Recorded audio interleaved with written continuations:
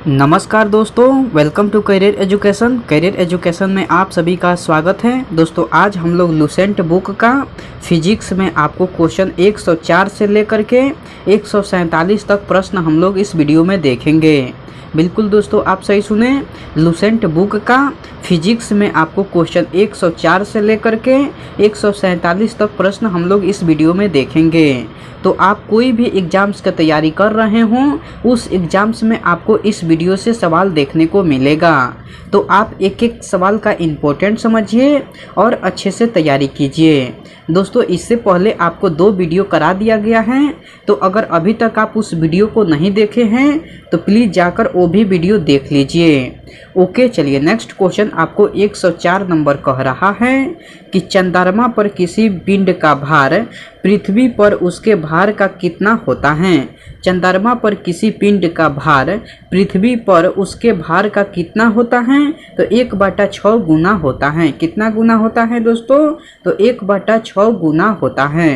Okay, चलिए next question आपको 105 number कह रहा है कि पृथ्वी का द्रव्यमान चंद्रमा के द्रव्यमान से कितना अधिक है। पृथ्वी का द्रव्यमान चंद्रमा के द्रव्यमान से कितना अधिक है, तो लगभग 81.5 गुना अधिक है। कितना अधिक है दोस्तों, तो लगभग 81.5 गुना अधिक है। ओके, चलिए नेक्स्ट क्वेश्चन आपको 106 नंबर कह रहा है कि पृथ्वी की त्रिज्या चंद्रमा की त्रिज्या का लगभग कितना गुना अधिक है। पृथ्वी की त्रिज्या चंद्रमा की त्रिज्या का लगभग कितना गुना अधिक है, तो आपको 4 गुना अधिक है। कितना गुना अधिक है दोस्तों, तो आपको 4 गुना अधिक है। ओके, चलिए नेक्स्ट क्वेश्चन आपको 107 नंबर कह रहा है कि जब लिफ्ट ए त्वरण के साथ ऊपर की ओर जाती है तो लिफ्ट में स्थित पिंड का भार कैसा प्रतीत होता है, तो आपको बढ़ा हुआ प्रतीत होता है। कैसा प्रतीत होता है, तो आपको बढ़ा हुआ प्रतीत होता है। ओके, चलिए नेक्स्ट क्वेश्चन देख लेते हैं। दोस्तों अगर आपको इसका पीडीएफ चाहिए तो मैं टेलीग्राम का लिंक डिस्क्रिप्शन बॉक्स में दे दूंगा, वहां से आपको इसका पीडीएफ मिल जाएगा। ओके, चलिए नेक्स्ट क्वेश्चन आपको 108 नंबर कह रहा है कि जब लिफ्ट ए त्वरण के साथ नीचे की ओर जाती है तो लिफ्ट में स्थित पिंड का भार कैसा प्रतीत होता है, तो आपको घटा हुआ प्रतीत होता है। कैसा प्रतीत होता है दोस्तों, तो आपको घटा हुआ प्रतीत होता है। ओके, चलिए नेक्स्ट क्वेश्चन आपको 109 नंबर कह रहा है कि ग्रह सूर्य की परिक्रमा कैसी कक्षा में करता है। ग्रह जो है वो आपको सूर्य की परिक्रमा कैसी कक्षा में करता है, तो आपको दीर्घवृत्ताकार कक्षा में करता है। कैसी कक्षा में करता है, तो आपको दीर्घवृत्ताकार कक्षा में करता है। ओके, चलिए नेक्स्ट क्वेश्चन आपको 110 नंबर कह रहा है कि किसी भी ग्रह का क्या नियत रहता है जिसके कारण ग्रह का वेग सूर्य के निकट रहने पर बढ़ता है तथा दूर होने पर वेग कम हो जाता है, तो क्षेत्रीय वेग नियत रहता है। क्या नियत रहता है दोस्तों, तो आपको क्षेत्रीय वेग नियत रहता है। ओके, चलिए नेक्स्ट क्वेश्चन देख लेते हैं। नेक्स्ट क्वेश्चन आपको 111 नंबर कह रहा है कि सूर्य के चारों ओर ग्रह एक चक्कर जितने समय में लगाता है उसे उसका कहलाता है। उसे उसका क्या कहलाता है, तो आपको परिक्रमण काल कहलाता है। उसे उसका कहलाता है, तो आपको परिक्रमण काल कहलाता है। ओके, चलिए नेक्स्ट क्वेश्चन देख लेते हैं। नेक्स्ट क्वेश्चन आपको 112 नंबर कह रहा है कि बुध का परिक्रमण काल है। बुध का परिक्रमण काल कितने दिन का है, तो आपको 88 दिन का है। बुध का परिक्रमण काल है तो आपको 88 दिन का है। ओके, चलिए नेक्स्ट क्वेश्चन आपको 113 नंबर कह रहा है कि वरुण का परिक्रमण काल है। वरुण का परिक्रमण काल कितने बरस का है, तो आपको 165 बरस का है। वरुण का परिक्रमण काल जो है वो आपको 165 बरस का है। ओके, चलिए नेक्स्ट क्वेश्चन आपको 114 नंबर कह रहा है कि किसी भी उपग्रह की कक्षीय चाल किस पर निर्भर करती है। किसी भी उपग्रह की कक्षीय चाल किस पर निर्भर करती हैं, तो आपको पृथ्वी तल से उसकी ऊंचाई पर निर्भर करती हैं। किस पर निर्भर करती हैं दोस्तों, तो पृथ्वी तल से उसकी ऊंचाई पर निर्भर करती हैं। ओके, चलिए नेक्स्ट क्वेश्चन देख लेते हैं।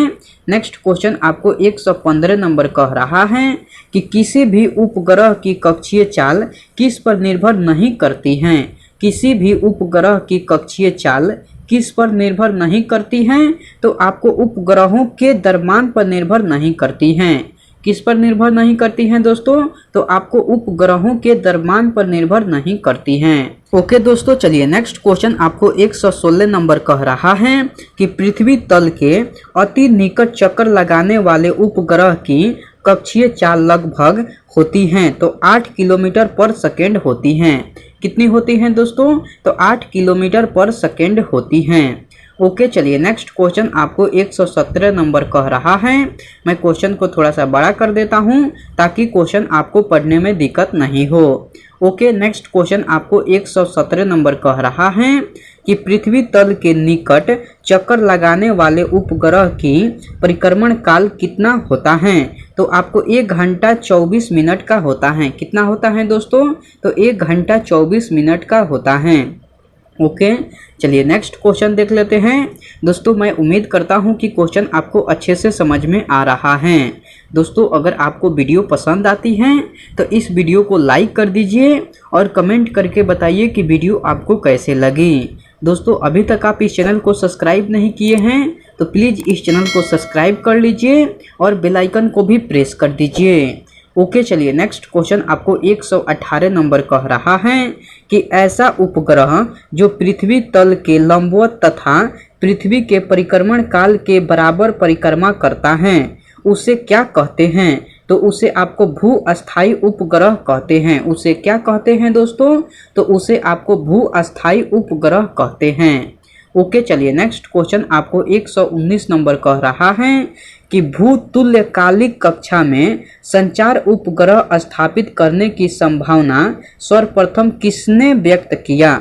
भूतुल्यकालिक कक्षा में संचार उपग्रह स्थापित करने की संभावना सर्वप्रथम किसने व्यक्त किया? तो आर्थर सी क्लार्क ने व्यक्त किया। किसने व्यक्त किया दोस्तों? तो आर्थर सी क्लार्क ने। ओके, चलिए नेक्स्ट क्वेश्चन देख लेते हैं। नेक्स्ट क्वेश्चन आपको 120 नंबर कह रहा है कि वह न्यूनतम वेग जिससे किसी पिंड को पृथ्वी की सतह से ऊपर की ओर फेंकने पर वह गुरुत्वीय क्षेत्र को पार कर जाए वह कहलाता है। तो वह आपको पलायन वेग कहलाता है।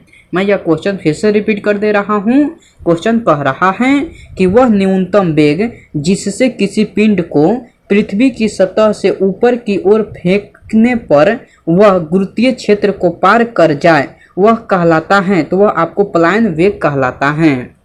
ओके, चलिए नेक्स्ट क्वेश्चन आपको 121 नंबर कह रहा है कि पृथ्वी के लिए पलायन वेग का मान क्या होता है? पृथ्वी के लिए पलायन वेग का मान क्या होता है? तो 11.2 किलोमीटर पर सेकेंड होता है। पृथ्वी के लिए पलायन वेग का मान जो है वो आपको 11.2 किलोमीटर पर सेकेंड होता है। ओके, चलिए नेक्स्ट क्वेश्चन 122 नंबर कह रहा है कि पलायन वेग कक्षीय वेग का कितना गुना होता है? पलायन वेग जो है वो आपको कक्षीय वेग का कितना गुना होता है?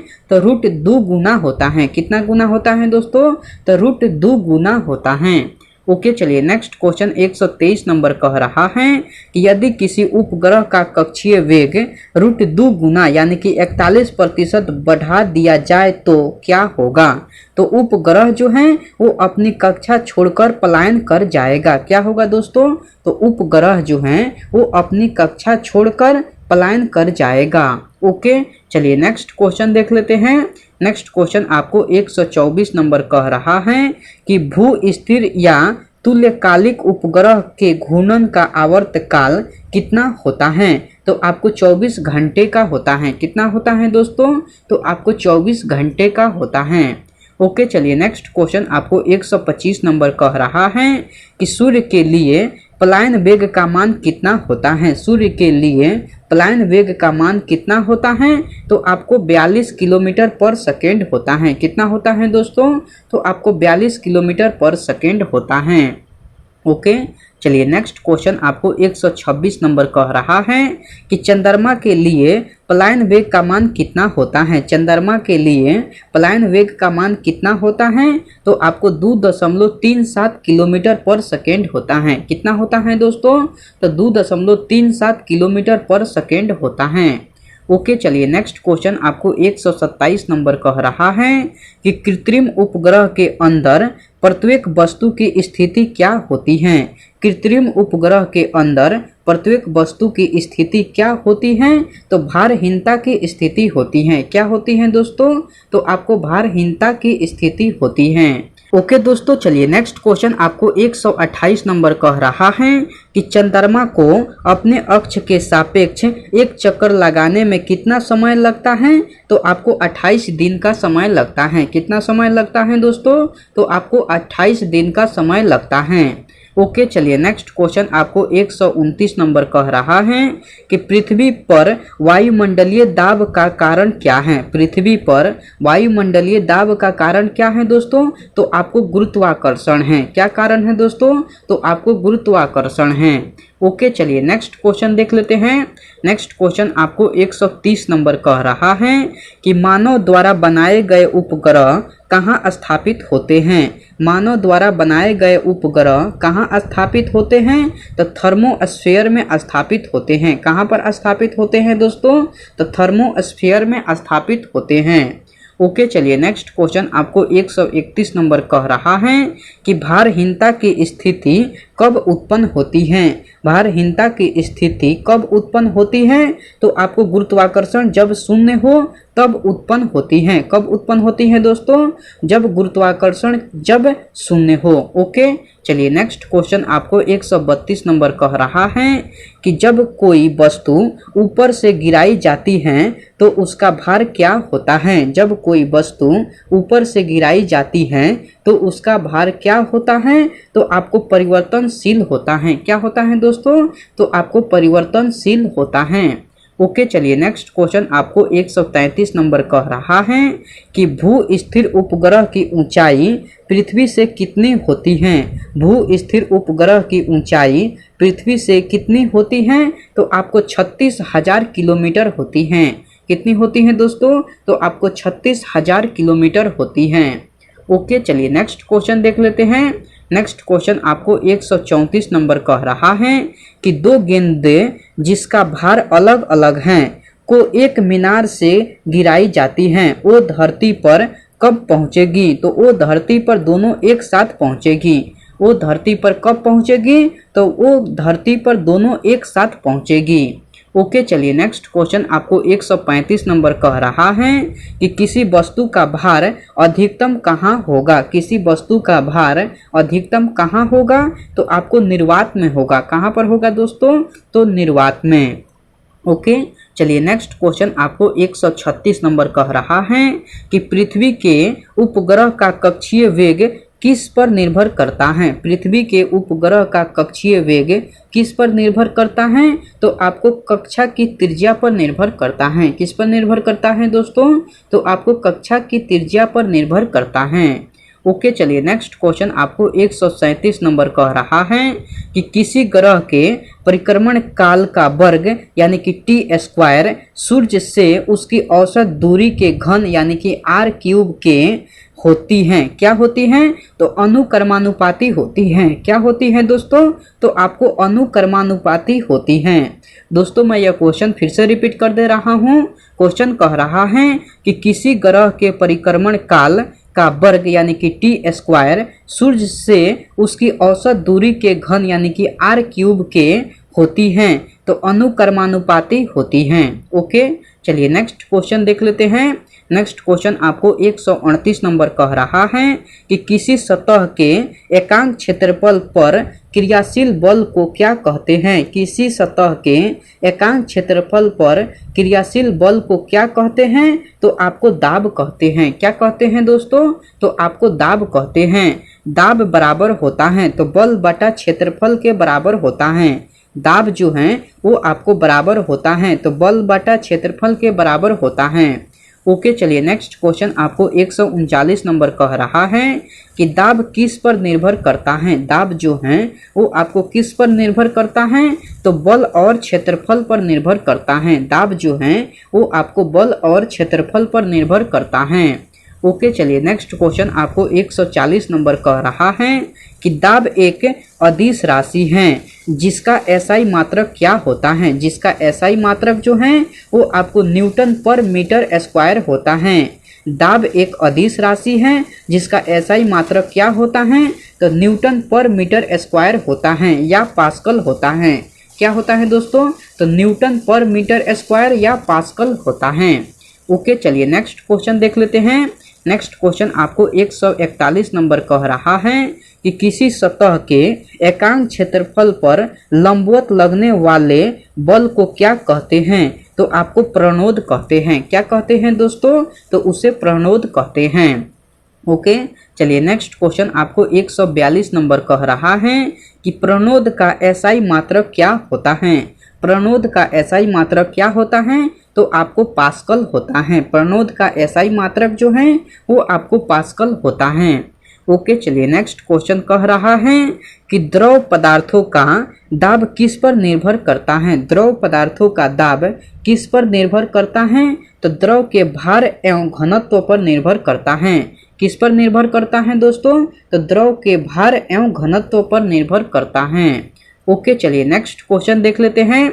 नेक्स्ट क्वेश्चन आपको 144 नंबर कह रहा है कि गहराई बढ़ने पर द्रव का दाब पर क्या प्रभाव पड़ता है? गहराई बढ़ने पर द्रव का दाब पर क्या प्रभाव पड़ता है? तो आपको बढ़ता है। क्या प्रभाव पड़ता है दोस्तों? तो आपको बढ़ता है। ओके, चलिए नेक्स्ट क्वेश्चन आपको 145 नंबर कह रहा है कि द्रव का घनत्व जितना अधिक होगा उसका दाब किस गहराई पर उतना ही अधिक होगा। क्या होगा? अधिक होगा। मैं यह क्वेश्चन फिर से रिपीट कर दे रहा हूँ। क्वेश्चन कह रहा है कि द्रव का घनत्व जितना अधिक होगा उसका दाब किसी गहराई पर उतना ही अधिक होगा। क्या होगा? उतना ही अधिक होगा। ओके, चलिए नेक्स्ट क्वेश्चन देख लेते हैं। नेक्स्ट क्वेश्चन आपको 146 नंबर कह रहा है कि यदि द्रव की गहराई यानी कि h, द्रव का घनत्व यानी कि d और गुरुत्वीय त्वरण यानी कि g को दाब बराबर होता है तो एच डी जी होता है। दाब बराबर होता है तो एच डी और जी होता है। मैं यह क्वेश्चन फिर से रिपीट कर दे रहा हूँ। क्वेश्चन कह रहा है कि यदि द्रव की गहराई यानी कि h, द्रव का घनत्व यानी कि d और गुरुत्वीय त्वरण यानी कि g हो तो दाब बराबर होता है तो एच डी जी होता है। ओके, चलिए नेक्स्ट क्वेश्चन आपको 147 नंबर कह रहा है कि गुरुत्वीय प्रभाव को नगण्य माना जाए तो संतुलन की अवस्था में द्रव के भीतर प्रत्येक बिंदु पर दाब समान होता है। कौन से नियम कहलाता है? यह कौन से नियम कहलाता है? तो यह आपको पास्कल का नियम कहलाता है। यह कौन से नियम कहलाता है?